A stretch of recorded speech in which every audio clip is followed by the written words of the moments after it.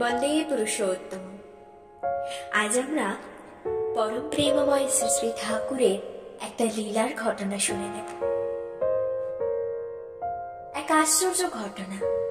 24শে জানুয়ারি ত্রিপুরার খোয়াই লালছড়ায় শ্রী শ্রী ঠাকুর অনুকূলচন্দ্রের নতুন মন্দির স্থাপিত হচ্ছে।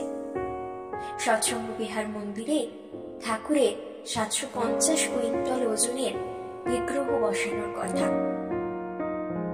সেই মতো 10-12 জন ব্রাহ্মণ তার দ্বারা ঠাকুরের বিগ্রহ 4 তলাতে তুলে নিয়ে যাওয়ার জন্য গেলেন, কিন্তু কোন রকম প্রচেষ্টাতেই 4 তলাতে ঠাকুরের শ্রী বিগ্রহ নিয়ে যেতে পারলেন না। সে বিগ্রহ সন্ধ্যা 7:10 পর্যন্ত একতলাতেই কেটে গেল। এমন অবস্থায় দেওঘরের মাঝিদাকে ঘটনাটি জানানো হলো এবং মাঝিদা শ্রী শ্রী আচার্যদেবের শ্রীচরণে সম্পূর্ণ বিষয়টি নিবেদন করলেন।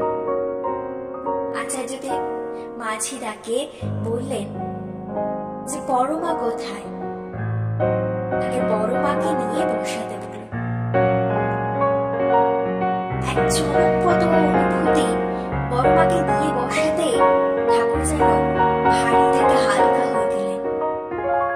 ঠাকুর আবারও কিন্তু বুঝিয়ে দিলেন যে ঘরের লক্ষ্মী ঘরের শ্রেয় এবং লক্ষ্মী ছাড়া এই সংসার ফাঁকা।